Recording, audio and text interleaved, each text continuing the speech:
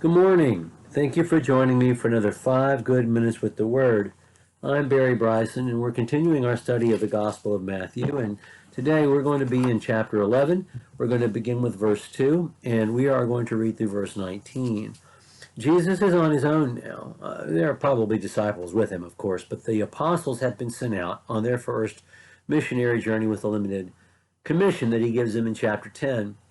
And this whole time that they're apart, between now and right before the feeding of the 5,000 when they return, it's kind of a difficult time for Jesus. Of course, he has been brutally honest in the last chapter, and he's going to continue to be so today.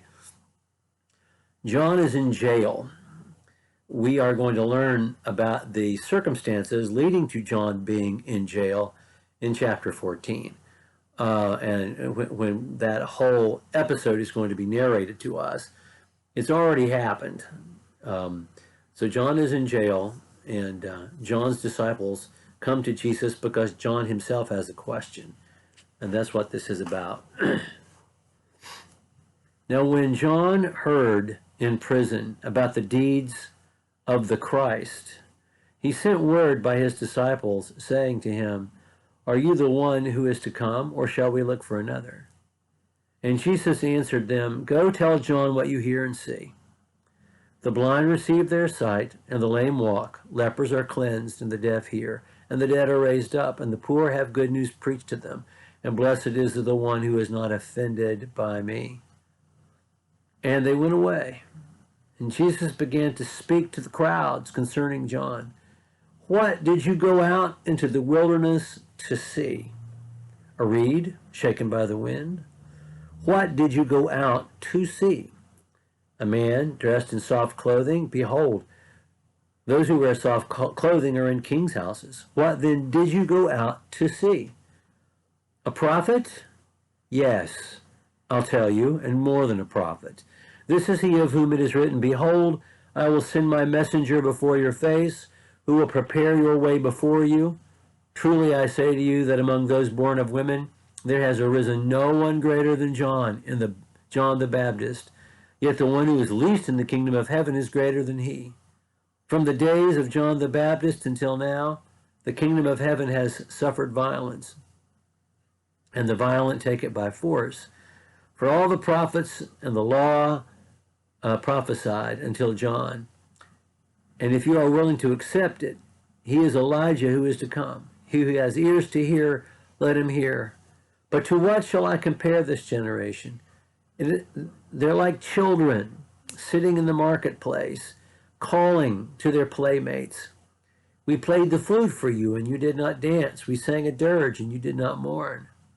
For John came neither eating nor drinking, and they say, he's got a demon.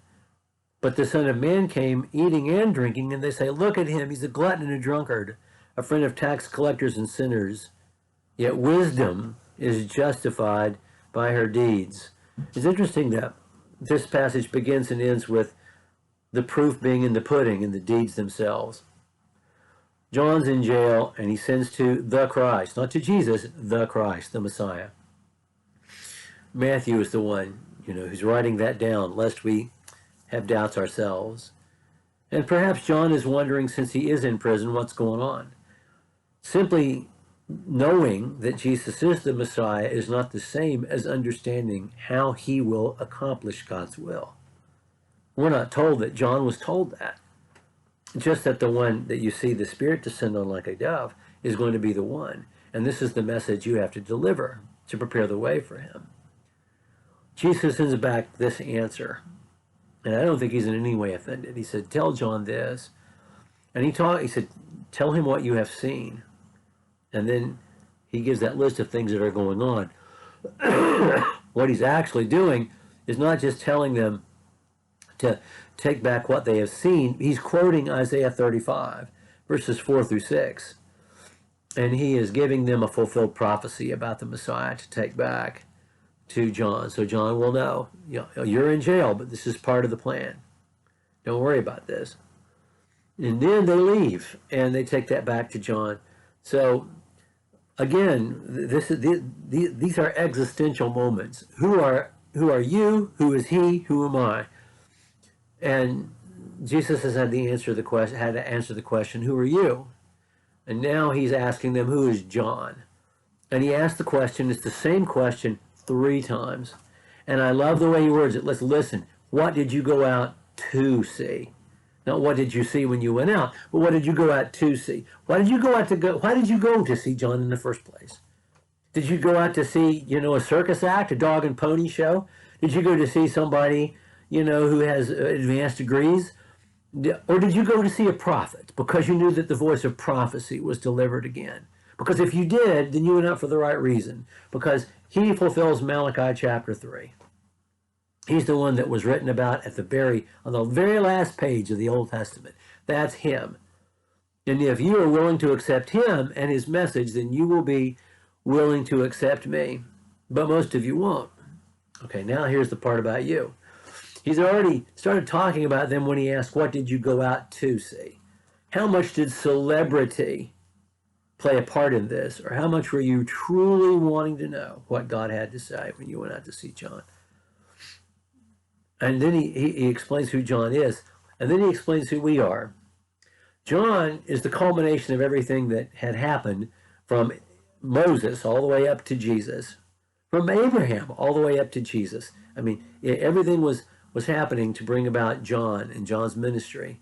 However, what's coming later, what we have in the kingdom, is so much better than that. And he makes a comparison between being born of woman and what we will later do, be born again. And then he says, you're like kids in the marketplace.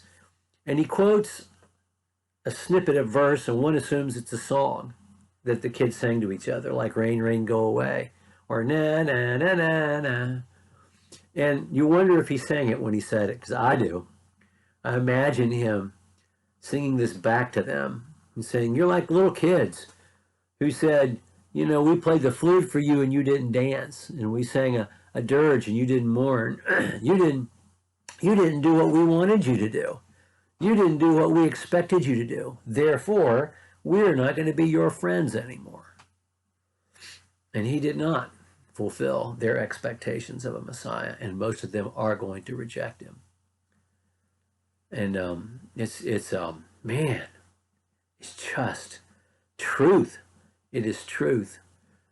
And it causes us all to question our own motives, our own notions, our own expectations in light of what's actually true about Jesus that we know through the gospel. Well, we're going to talk more about chapter 11 next time. Thank you for joining me for another 5 good minutes.